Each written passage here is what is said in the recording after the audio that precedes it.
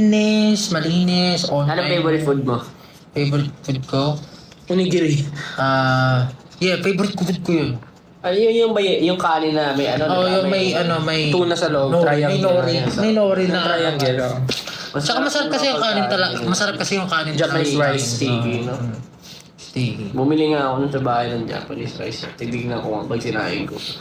Sarap eh. Tapos, meron ako kinainan na parang yung parang yung tag dyan, hindi siya samgip salamat eh. Mag-grill ako, akala ko. Parang yung Ano ba yan? yung tawag sa mga sa mga ganun. Nag-grill lang. Samgip ako ng mga Hindi sabi ng brand eh.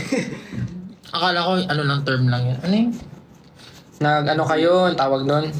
Kasi gutom na ako. Ang haba-haba ko naglalakad. As in, layo na ng lakad ko. Siguro mahigit 30,000 steps na yung ginawa ko sa isang araw.